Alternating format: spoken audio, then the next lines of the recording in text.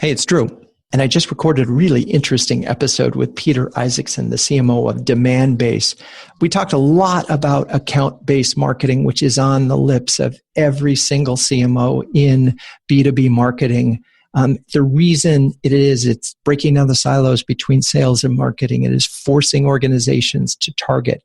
What's really interesting is how Demandbase uses ABM to grow themselves, and a strategic vision that the company brought forward, which is that they were going to promote the category as opposed to their brand and raise the entire ocean, if you will. So I think you'll enjoy the episode. Have a listen.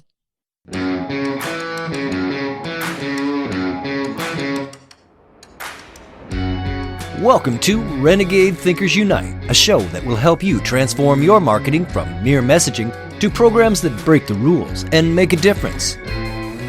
Join the movement today and learn non-traditional techniques that give you an edge. Now, here's your Chief Marketing Renegade, Drew Nizer.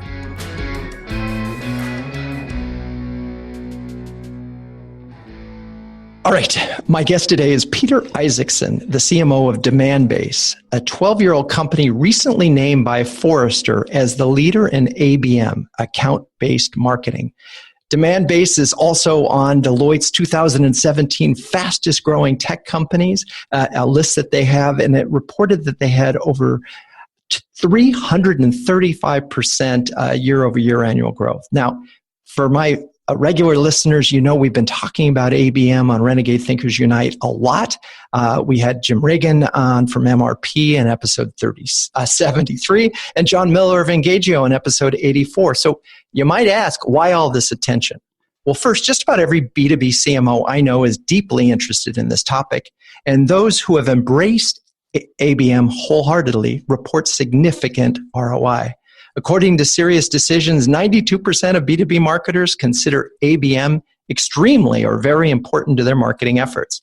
Second, as the head of an agency focused on fixing content nightmares, ABM is impossible to ignore. In fact, I could argue that ABM won't work without great content, and perhaps more to the point, great content with ABM is pure rocket fuel. But frankly, I'm here to learn as much as you are, so let's talk to an expert. Peter Isaacson, welcome to the show. Thanks, Drew. Thanks for having me. Glad to be here. And so every once in a while, listeners, I do a major technical glitch. I used to keep a list of all the things that I have done wrong and screwed up. This would have been number 29 on the list. Peter and I actually recorded for 20 minutes, but it wasn't recording. So you are going to be the beneficiary of round 2, take 2 with Peter Isaacson. So we're going to do Renegade Rapid Fire really quickly. Peter, what's your definition of marketing? Hey, by the way, no hard feelings. Always good to do a dry run. So hopefully I'll nail it this time. Oh my gosh. Yeah. Well, definition of marketing. I tend to try and simplify things. I think that's good as a marketer. It's good as a business person. So I try not to create long-winded kind of, vision statements, strategies, anything like that. And that's the same with the definition of marketing. So for me, the definition of marketing is very straightforward. It's creating preference for your products or services at scale. And I love that. Simple is hard. We know this. So what is the primary role of the CMO in that case? I think CMOs wear a lot of hats, but ultimately I think our primary role is really about pointing the company and your team, your marketing team, in a specific direction in terms of messaging and positioning, and then helping the organization, again, both the company and your marketing team, actually get there, actually achieve that. CMOs do have to wear a lot of hats. I've often heard it described as the most bespoke job in the C-suite. It does depend on where you are. So let's talk about what your top priority is right now.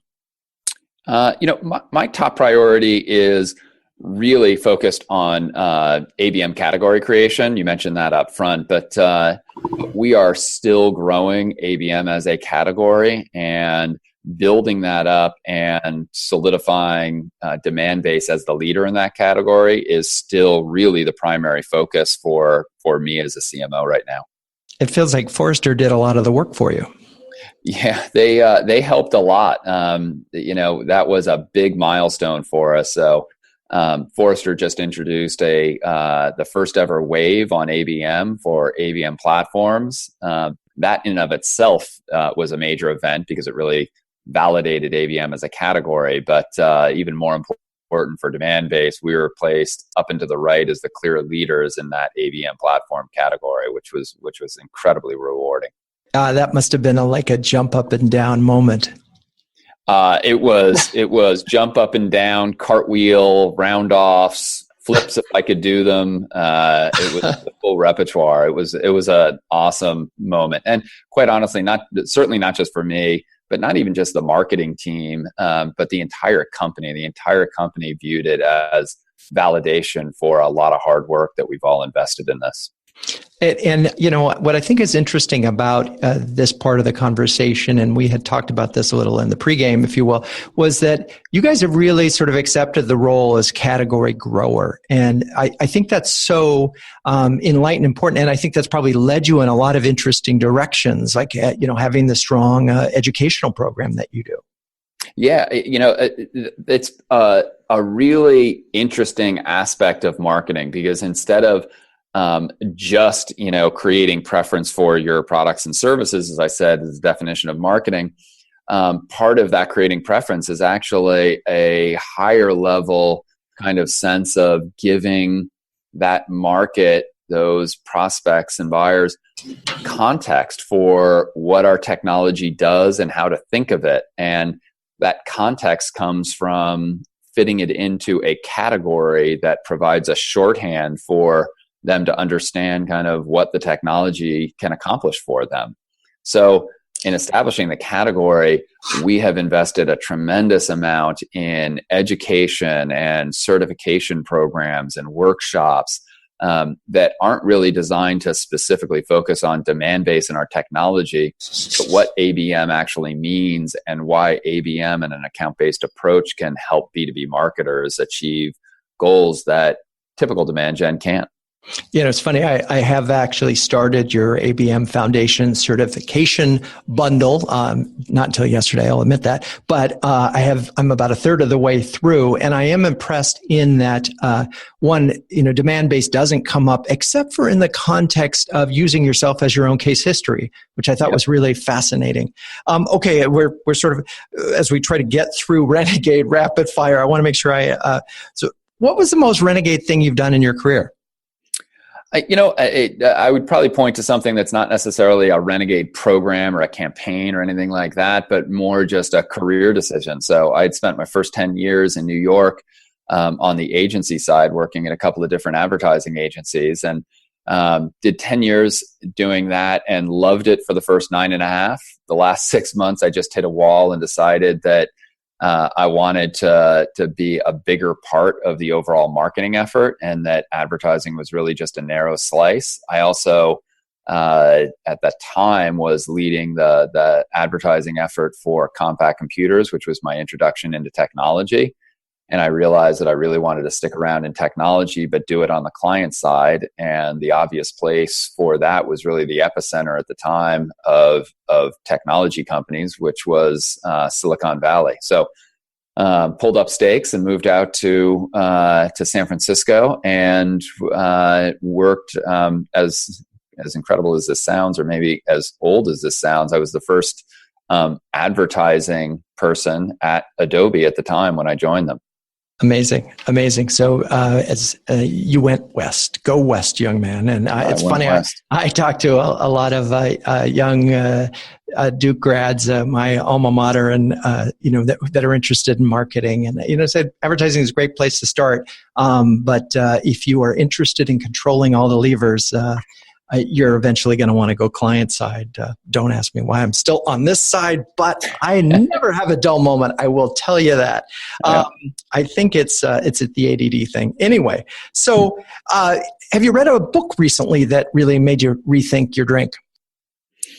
Rethink, not necessarily rethink, but certainly I've been impressed by, there's a book called An Education. And I'm drawing a blank on the author's name, but it's a relatively new book, and it's about a woman who was raised in a fundamentalist Mormon family, very off the grid family, didn't believe not just in kind of in kind of modern medicine and some other things, but they did not believe in education. And what wasn't even homeschooled was no schooled. And yet this woman, the author, in her memoir, just tells a tale of just incredible resilience and perseverance as she kind of steps outside of the family to get an education, and tells her story in just beautiful prose. But just this idea of resiliency and perseverance is so strong in this woman, that it's something, I think, if we as individuals have 10% of the grit and perseverance that she had and passion, then we all do well. So great and inspiring book. Cool. We will definitely link to that in the show notes. And I barely ever remember the author of all the books that I read. So thank you for joining my Senior Moment Club. And now, last question in Renegade Rapid Fire. Will machines ever be able to do your job? I hope not in the next year or two. I think that machine. So we are big proponents at Demandbase of artificial intelligence and machine learning. We're actually, as one of our product development folks eloquently put it, we're AIing the crap out of our platform. Hopefully, that's okay to say on air. Oh, yes. So we're big believers in this, and we do believe that machines are, and the artificial intelligence that we're putting into some of the marketing decision making can help make better, faster, more effective decisions than humans can in real time. And I think that comes out with things like churning through, synthesizing vast amounts of data to create kind of the next best action marketing trigger. And things like that are going to really dramatically improve marketing, streamline marketing, but there will be kind of a shift in responsibilities as those types of automated actions become more of the norm. Will it replace marketers? It'll certainly change the focus of our jobs. Will it replace a CMO? Not during my career, I think, but we're in for massive disruption across a lot of different industries, and it would be foolish to think marketing's not one of them. No, I certainly agree. We heard that term next best action first on the show when we had the CEO of Pega on it. So definitely interesting. Was surprised that I've asked that question now of several CMOs, and at least two have said, yeah, they think machines could. And I thought, whoa, okay, that surprised me. But there you have it. So we're going to take a quick break. And when we come back, we're going to dive into ABM and what you do wrong and the barriers to success so that you don't have to make those mistakes. So we'll be right back. You've been listening to another great interview on Renegade Thinkers Unite with Drew Neiser. But the value doesn't end there. As a listener, you can download a free ebook from Drew, Renegade Thinkers, interviews with 11 trailblazing CMOs any business can learn from. Top marketing thought leaders and proven executives from Time Warner, American Express, and Chico's, and others. Get your free copy at renegadethinkersunite.com/ebook. For listeners only at renegadethinkersunite.com/ebook. Okay, we're back, and my guest is Peter Isaacson. ABM is on the minds of so many marketers, and a lot of them are getting it right. But when they don't get it right, what are sort of the three biggest mistakes that they're typically making? You know what? So I think probably there's so much interest, first of all, in account-based marketing, and as we said earlier, kind of one of the things that we're doing is really evangelizing best practices around account-based marketing. And we are not just a technology company, but we're practitioners of ABM ourselves. So we're learning all the time from ourselves, but also from engaging our own customers. So I've seen a lot of folks kind of stumble out of the blocks with account-based marketing. And I'd say the three things that we see most frequently are, first of all, marketing teams thinking that an account-based marketing approach is a marketing alone strategy and don't engage their sales counterparts in it.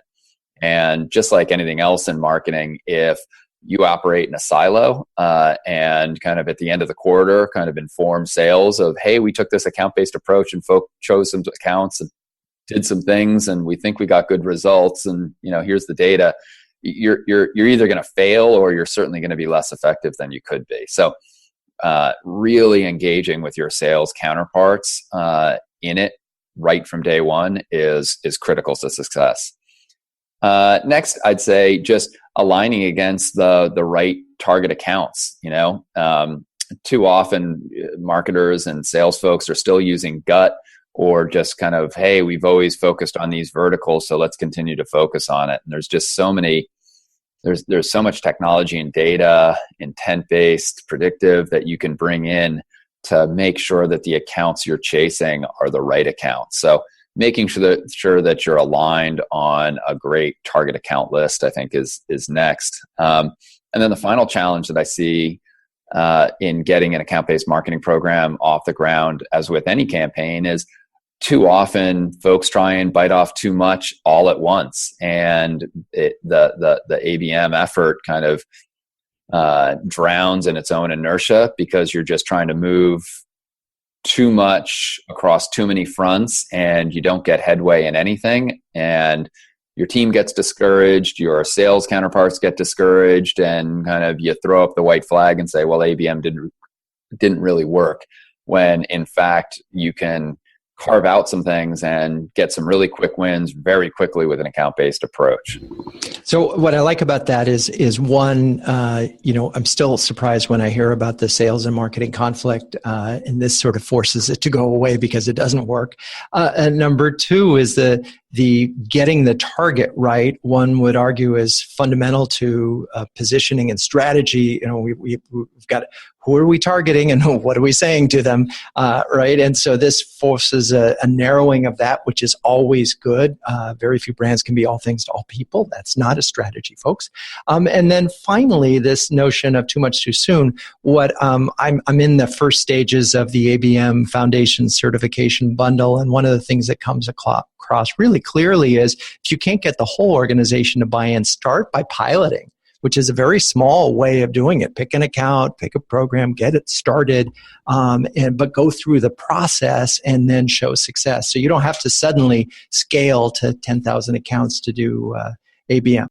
That's a discussion that we have all the time with folks. It's like, okay, my sales team isn't totally bought into this. How do I get going? How do I prove some success? And those types of pilots can be really successful. And one of the things that we recommend is, there's always like that one salesperson that leans in and is really aggressive, really wants to try new things, and really wants to partner with marketing. Sometimes it's, Bob that's got the Northeast territory, or, Julie that is the manufacturing rep or the financial services rep or a vertical rep, something like that. Target your, work with them to take an account-based approach for their set of accounts. And once you start showing success, man, the other sales folks, they want to jump onto that so quickly. So it's a great way of getting a program up and running, showing success, and then expanding throughout the organization. So for people who haven't done this, I mean, it just creating a target list is obviously just the very beginning of ABM. Talk through what, and you can use Demandbase as an example, but what is a program? What does it look like when we're talking about an account? You've identified a target. Now what's happening in this program? Sure. So, we have at Demandbase, I don't want to make it a commercial, but we have a complete, ABM platform. So you're able to do a lot of different things with it. But this is going back to the comment on the challenges. We actually don't recommend that new customers try to adopt our entire platform right out of the gate. It's really about identifying where are you having the biggest challenges with your marketing. So, first of all, targeting selecting the right accounts is job one, and making sure that you're taking a very informed and data-based process, and selecting those right accounts is kind of the first task. But once you do that, most companies that we talk to have a big challenge at the top of the funnel, right? They have identified their right accounts, but they're not making it over to their website. They're not engaging with their content. They're not kind of taking that first step and doing the investigation on your company.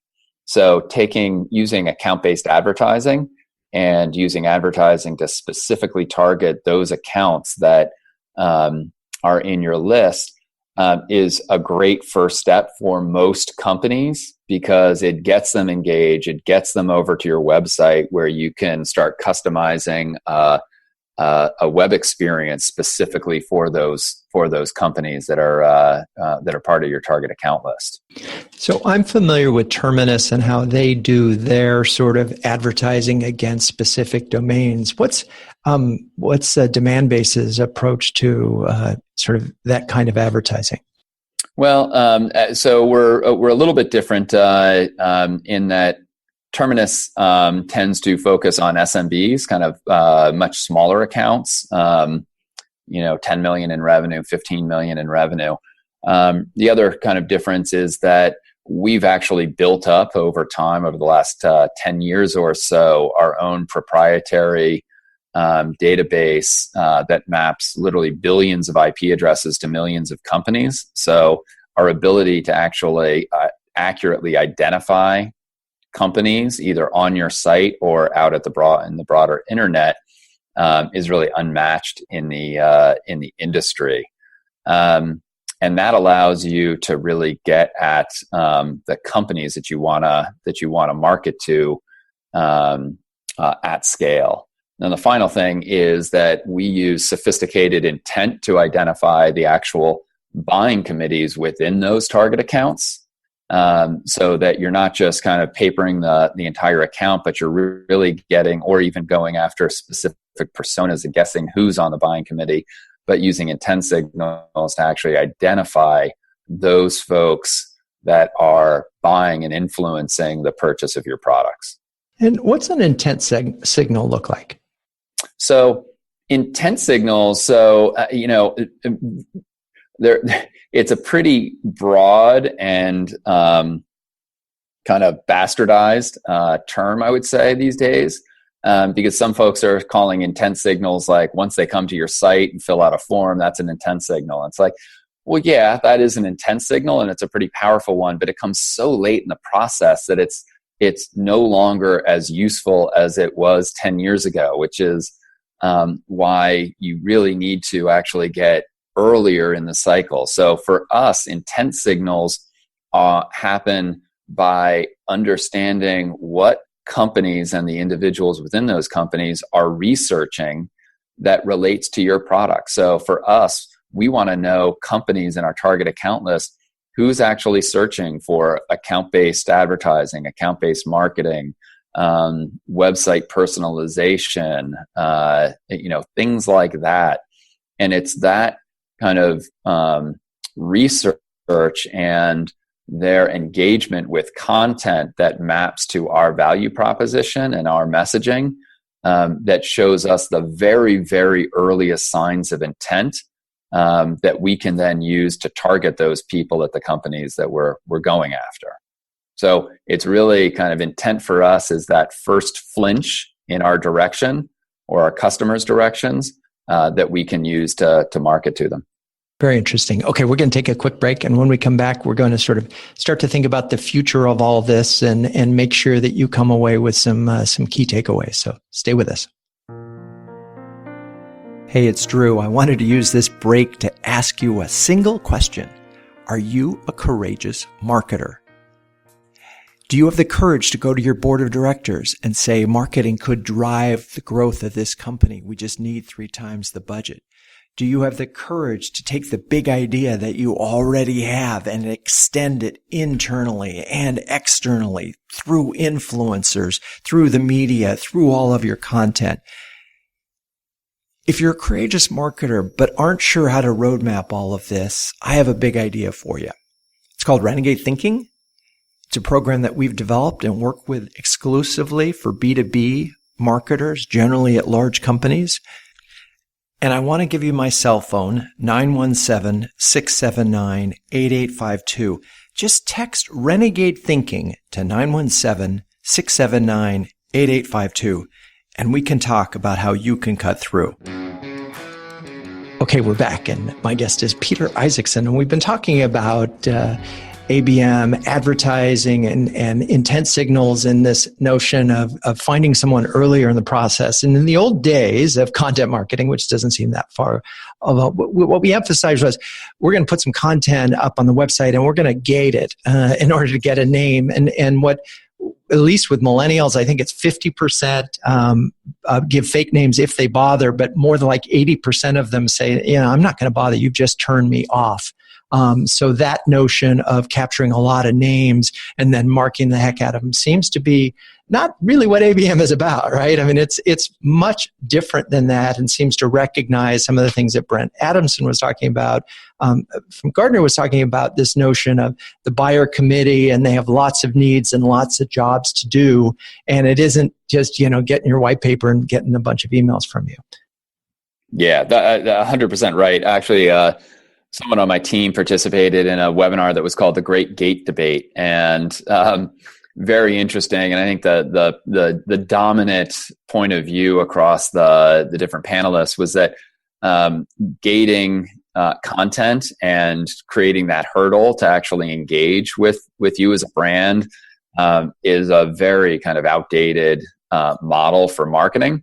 And it to me, it's just one of the many reasons that the old way of demand gen, kind of generating, tens of thousands, hundreds of thousands of leads, waiting for folks to raise their hand and identify themselves before you swarm them with campaigns, that it just doesn't work for so many different reasons, which we can get into maybe in a different podcast. But marketers, Steve Casey from Forrester, who did the Wave study, says it, I think, very succinctly. He's like, you've got to get comfortable with anonymity. The anonymity that your target customers or prospects want to maintain because they don't want to fill out a form. They don't want to identify themselves. They know that they're going to get spammed to the ends of the earth if they do. So it's incumbent on marketers to be able to identify interested parties, even while they're remaining so-called anonymous, and be able to market to them either by serving them ads or customizing your web experience the first time they come to your site. So things like that become really, really important, I think, with all marketing, but certainly an account-based approach. So one of the things that sort of the creative and sort of big idea guy in me sort of gets, I hear this and I think, is this the death of brand and creativity? God, no. I hope not. So my background and your background, Drew, is in advertising at the agency side. And, I had and I still think that that's incredibly important and quite often an overlooked kind of aspect of B2B marketers' jobs. We, at one of my CMO councils, we hosted a panel discussion, and we had an executive recruiter from a private company. We had an executive recruiter from Andreessen Horowitz, one of the major VCs in Silicon Valley, and a CEO of a mid-sized company. And they talked about what they look for in CMOs and what's important to them in CMOs. And all three of them said, 5 years ago, all of us as B2B kind of companies were looking for that demand gen expert. And now that's kind of table stakes. We kind of expect that. And what we're really looking for is a great brand leader and storyteller, someone that can really kind of shape the narrative of what we stand for as a brand. And in the age of data and the age of kind of papering the world with content and that type of thing, brand became kind of something that was a lost art. And I think more and more companies, more and more CEOs, more and more leaders are coming back to that as being fundamental to the success of a CMO, but also the company. So this notion of brand can inform some of the content that is being used in ABM? Oh, absolutely. Absolutely. I mean, if you are developing content or campaigns that don't tell a consistent story and don't establish kind of how people should think about you as a company, about you as a your value proposition. And you're really just kind of randomly kind of creating different ebooks and white papers, and it's all about kind of just generating leads, and you're ignoring kind of how people actually engage with you as a company and you as a brand. You're missing a really important part of the story, and ultimately you're going to hamper your long-term growth as a company. I love it. And that's what we tell our clients all the time, that, your content's got to be additive. And by additive, it needs to sort of 1 + 1 might equal 11, but it needs to you may not tell the whole story every time, but it needs to add up to something more than something sort of rational and practical. Now, I know I've used up a lot of your time. I want to sort of give us some thoughts for the future of all of this as we wrap up the show. We've got your CMO targets right here. What do they need to be thinking about as they start planning for 2019? Well, it's funny that you bring up planning for 2019. We actually, past couple of years, we're going to do it again this year. We do a end of year planning campaign, because so many companies that are jumping into account-based marketing are thinking like, wow, how do I allocate budget? How do I think about my technology stack? How do I, where should I focus my initial resources on account-based marketing? So again, in this kind of category creation, category development focus that we have as a company, we specifically dedicate resources and campaigns to help companies actually get their heads around that. So, but what I think just kind of longer term about how folks should be thinking about this is, a lot of folks have said, well, ABM is like a Roman candle; it's going to burn brightly for a while and then burn out, and then folks will move on to the next thing. I can't be more in disagreement with that, because people aren't going to wake up tomorrow morning and say, you know what, this account-based approach and focusing on the accounts that matter, that's really just overblown. It's here, the technology exists, and it's going to continue to grow and build and become more and more effective. It will always, folks call it the double funnel and various things. It will always be done in conjunction with some broader marketing efforts, or it typically is. And I think that's okay. That doesn't mean account-based marketing's failing or not as big a deal as folks have made it out to be. I think it's just the reality that you are kind of mapping different programs to suit different needs and different strategies to meet different needs. So, long way of saying account-based marketing is a kind of a core part of a B2B marketer strategy now, and will continue. And as we grow the category, look for Demandbase to be there with content to help you along the way. I think that's a great place for us to wrap up. Peter, I want to thank you so much for being on the show and highlight a couple of the things that I think you all need to think about it and always need to think about. One, you need a positioning, right? Every brand needs a position, and that means not trying to be all things to all people. ABM forces you to think about your target. An interesting twist is that with artificial intelligence, they can use the ABM can actually help you figure out who your target should be based on the data that's probably already available to you, which I think is fascinating. So one, the ability to do better targeting. Two, that it's a lot more than a technology, that this is a platform that allows you to shape campaigns, test them, grow them, scale them, which I think is of interest to most businesses. And then three is the sort of the death of the sales versus marketing notion, that these two things, that these two groups are totally aligned with metrics. So I think it's an exciting time to be in the business, and I feel like you guys are right at the center. Oh, one last thing. Man, if you are the guys that can grow the category and be thinking about the category, what that means is you will be developing content that is truly useful to the thing. And if you think about your content from that standpoint, what content could you create that your customers will actually find a value? You're going to hit a home run. And I think, again, what Demandbase is doing with their educational programs is one great example of that. So, Peter, thank you so much for being on the show.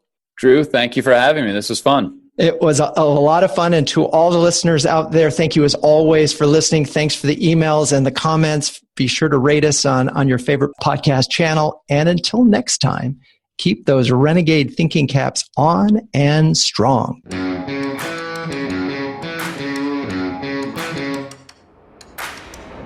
This has been Renegade Thinkers Unite, but it doesn't end there. Just go to renegadethinkersunite.com for more and subscribe to the show. That way, you'll never miss an episode. We'll talk with you next time on Renegade Thinkers Unite.